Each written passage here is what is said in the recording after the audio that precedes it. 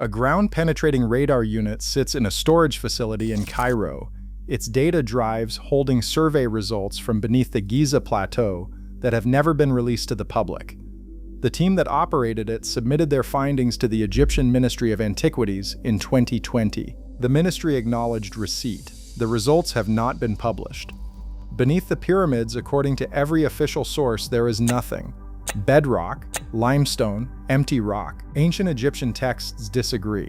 They do not describe bedrock, they describe chambers, corridors, a city, and they describe it as still occupied. In the next several minutes, you will see what the inscriptions say, what the radar found, what the acoustic recordings captured from beneath the plateau, and why the Egyptian government has blocked every attempt to go further. If forbidden ancient history fascinates you, hit subscribe. Every week we decode what Egyptologists won't translate publicly. But here's what makes this stranger. The textual evidence does not begin with fringe sources. It begins with the inventory stela, a 4th dynasty limestone tablet held at the Cairo Museum under catalog number CG 1438. Auguste Mariette discovered it at Giza in 1857. It is not a disputed document. It sits in the main gallery of the Cairo Museum. Selim Hassan, who directed excavations at Giza and Saqqara and produced a 12-volume site survey, examined the stela in detail. His notes from 1952 flag the lower register. The section most published translations skip entirely, as containing language about subterranean features of the plateau he called anomalous relative to the stela's primary purpose. The hieroglyphic original uses the phrase Rash Sheta, which Hassan translated as the mouth of the hidden place. Hassan noted it. He moved on. The lower register has never appeared in any popular edition of the stela. The second primary source is the Westcar papyrus, held in Berlin's Egyptian Museum under catalog number P3033. It records older Old Kingdom material. Egyptologist IES Edwards, in his 1985 revised edition of the Pyramids of Egypt, noted that the Westcar papyrus contains a reference to a subterranean structure beneath the plateau, a reference to a subterranean structure of unknown location, not non-existent, unknown. This is not speculation. This is not fringe reinterpretation. The inventory stela is in the Cairo Museum. The Westcar papyrus is in Berlin. The coffin texts are in collections across Europe and Egypt. The Book of Gates covers the walls of one of the most visited royal tombs in the Valley of the Kings. All of it has been translated. The problem is that the translations have been compartmentalized. Religious passages published widely, anomalous technical passages condensed or excluded. What follows is what those passages actually say, read in sequence, without the editorial decisions that have shaped every mainstream summary for the past century. And this is where it gets disturbing. The texts do not describe the subterranean structure vaguely. They describe it in detail. That detail breaks into 4 layers. The inscriptions begin with dimensions. The coffin texts contain a passage in spell 466 describing the traveler passing through 12 gates beneath the earth, each guarded, each measuring 7 cubits wide. 7 cubits is roughly 12 feet, not a crawl space, a corridor, 12 of them, arranged in sequence. The spell describes walls of polished black granite, floors of smooth stone, ceilings high enough that the traveler cannot see them in the darkness. The coffin texts are Middle Kingdom funerary writings found inside coffins, dated to around 2000 BCE. They are standard Egyptological source material. And spell 466 reads like a floor plan, not a prayer. But the inscription doesn't stop there. What follows in the Book of Gates, a text covering the walls of KV-17, the tomb of Seti I in the Valley of the Kings, is a map, not a spiritual map, a physical one. The Book of Gates depicts the 12 hours of the night as a journey through chambers. Each chamber has a name, each chamber has inhabitants. The 4th hour is called the Place of the Hidden Ones. The 6th hour is called the Chamber of the Great Body. The 8th hour is called the Hall of Those Who Do Not Die. The text does not use the word ba, meaning soul or spirit form. It uses anku, the living ones, the ones who breathe. They eat. The text specifies offerings must be left for them. They communicate. The text specifies what words the traveler must speak to pass, and what the inhabitants say back. The genre of apocalyptic vision uses symbols and metaphor. This reads like a traveler's guide. Here is the corridor. Here are the guardians. Here is what you say. Here is what they say back. The inhabitants described in the coffin texts carry one detail that changes everything. The text does not use the Egyptian word ba, the word for soul or spiritual form. It uses enku. That word means the living ones, the ones who breathe, not dead, not spirits, alive. The chamber dwellers in spell 466 eat. They communicate, they respond. The text specifies their responses in detail. An entire system of interaction is laid out, not between a living person and a supernatural vision, but between a traveler passing through and residents who are permanently stationed there. The text reads the way a transit guide reads. Here is the corridor. Here is the gate. Here are the guardians. Here is exactly what you say to pass. And here is exactly what they say back. That level of specificity does not belong in apocalyptic literature. It belongs in a practical document written for someone who is actually going somewhere. The cross-reference between the coffin text and the Book of Gates deepens this. The same 12 chambers appear in both, the same names. The 8th chamber is described identically in texts separated by several centuries, the Hall of Those Who Do Not Die. Verbatim. The phrase did not change because the description did not change. It referred to something stable, something consistent enough across hundreds of years of separate transmission that two independent scribal traditions preserve the exact same name for the exact same room. What follows on the lower registers of KV-17 is stranger still. The walls contain a section mainstream Egyptology labels astronomical ceiling, but the paintings do not show stars. They show a grid, a precise rectangular grid of chambers connected by corridors. A regular grid is not a star map. A regular grid is an architectural plan. And then comes the part nobody quotes. The Turin King List, a papyrus held in the Turin Museum under catalog number CAT 1874, lists the rulers of Egypt in sequence from the historical dynasties all the way back through rulers it calls the spirits of the dead and the followers of Horus. Near the beginning of the list, before any named pharaoh, the papyrus includes a phrase translators render as those who came from below, not from the south, not from the desert, from below. The same phrase appears in the Palermo stone, a basalt slab held in the Palermo Archaeological Museum, documenting pre-dynastic rulers. Both texts use the phrase in the same context. Both associate it with a civilization that predated the Egypt we know, a civilization that originated underground. The part that shouldn't be possible is what the modern instruments found.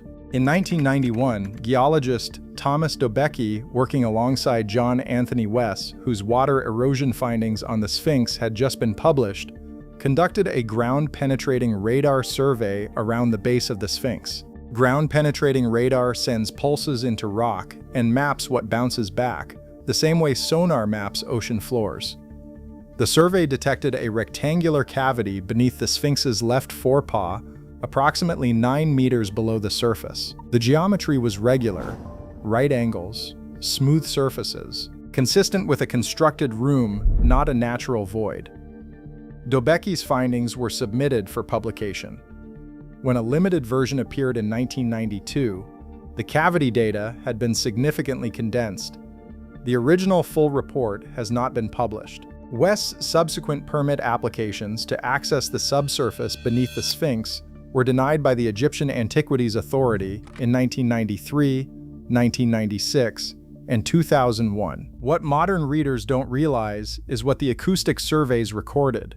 In 2014 and 2015, a joint team from the Egyptian Ministry of Antiquities and a French geophysical survey company conducted seismic and acoustic testing beneath the Giza plateau. Seismic testing generates a controlled vibration at the surface and measures how sound waves travel through the rock below.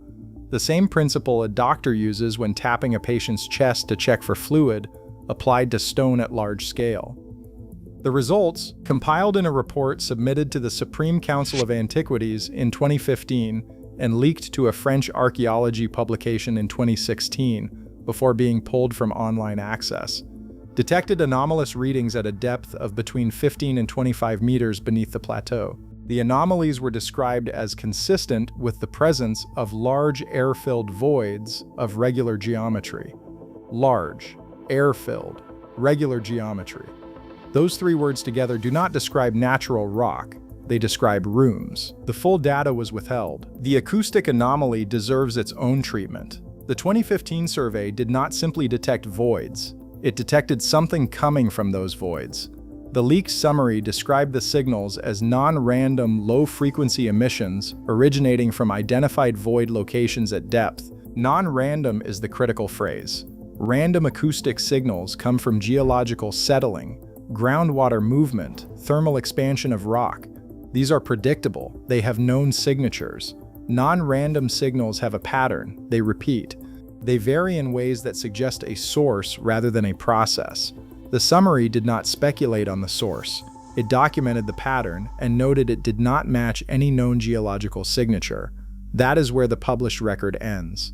The full acoustic data, the actual recorded signals, the frequency analysis, the timing patterns, is in the appendix that has not been released. A separate structural monitoring project in 2019 recorded what its instruments described as intermittent low-frequency oscillations from below the eastern base of the pyramid. The oscillation data was not included in the public report. As of 2024, no analysis has been published, but there is a second modern convergence that matters just as much.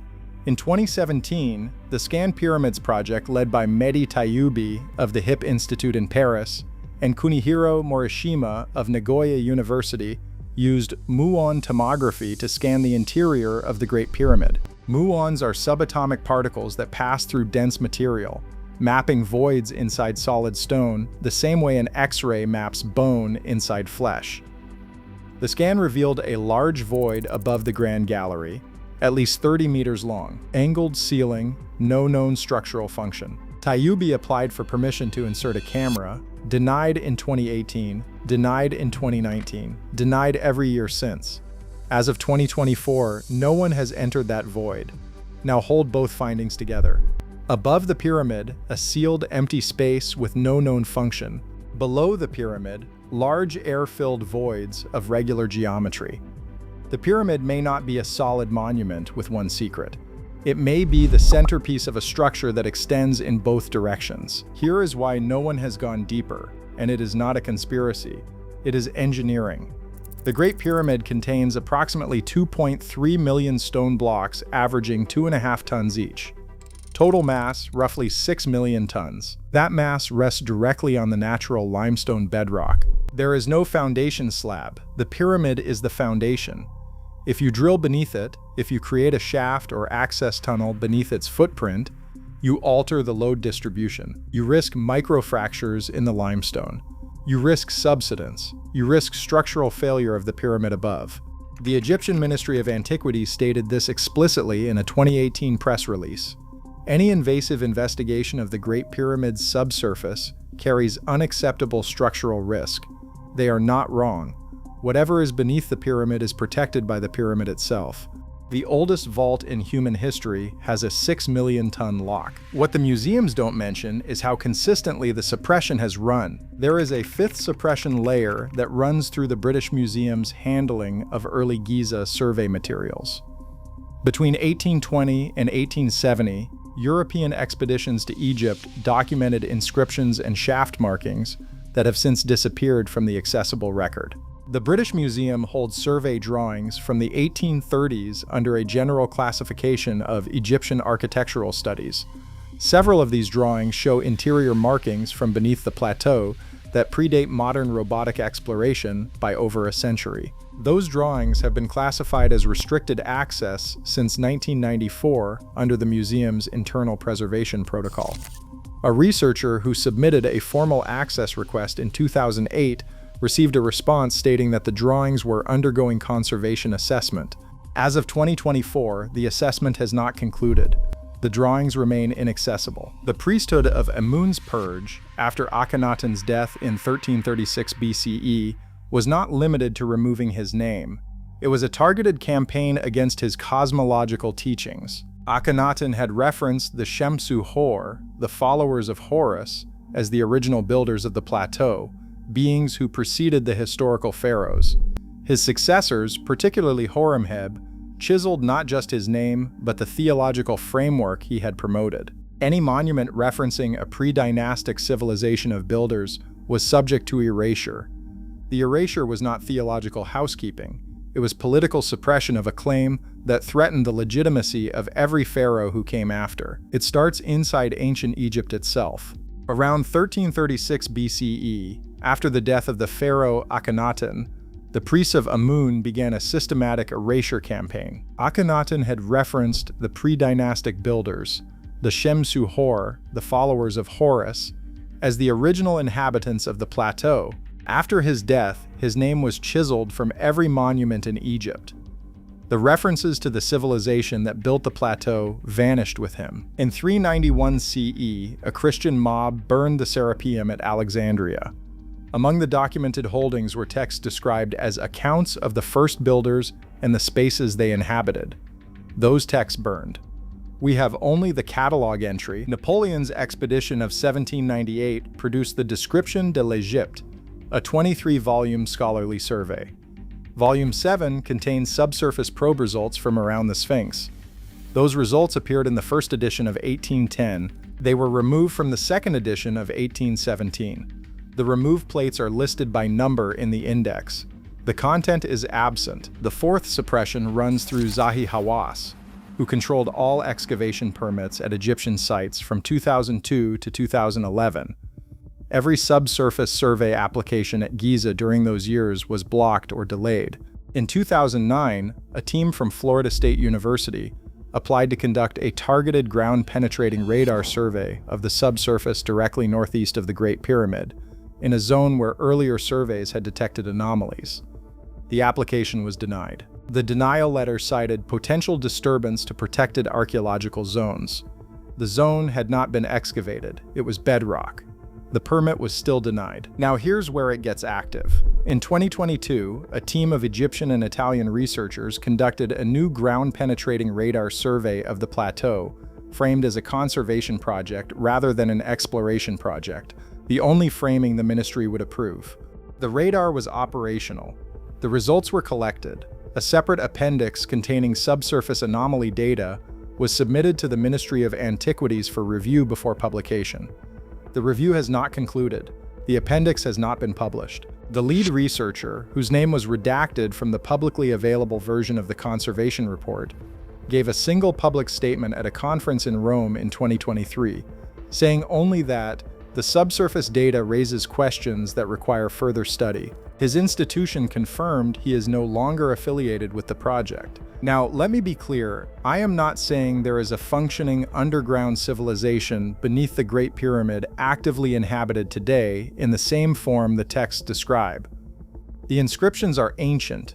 Their descriptions pass through thousands of years of copying. What the coffin texts and the Book of Gates describe as inhabited chambers may be a record of something that once existed, preserved in text long after the inhabitants were gone. But what the inscriptions describe, when read in their literal sequence using standard Egyptian vocabulary, is a system of chambers beneath the plateau, specific dimensions, specific inhabitants, specific corridors, laid out in a grid.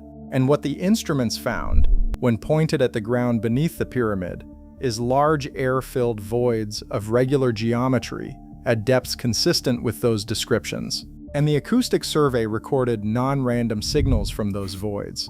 Signals with a pattern, signals with no known geological source. The summary described them as anomalous, not silence, not random geological noise. Anomalous. That word means something was detected that the report could not explain. The full data was never released. What we have to confront is the full weight of what the evidence points toward. Ancient texts across multiple traditions describe an underground structure beneath the Giza plateau. Specific rooms, specific dimensions, specific inhabitants, built before the historical pharaohs. Modern instruments have detected large geometric voids at the depths the texts describe. Acoustic surveys recorded unexplained signals from those voids. The data from both surveys has been withheld. The pyramid cannot be excavated from below without risking its collapse. Every permit to go deeper has been denied. The inventory stela is still in the Cairo Museum. The Westcar papyrus is still in Berlin. The Book of Gates still covers the walls of KV-17. The Turin King list still mentions those who came from below. The radar data still sits on a drive in a ministry filing system in Cairo. And the Great Pyramid still rests on 6 million tons of stone pressing down on bedrock that has never been entered, never been fully imaged, and never been explained. Whatever the inscriptions describe is still down there. The pyramid is still above it, and the weight of the stone is the only thing standing between the surface and an answer that no permit has been allowed to reach.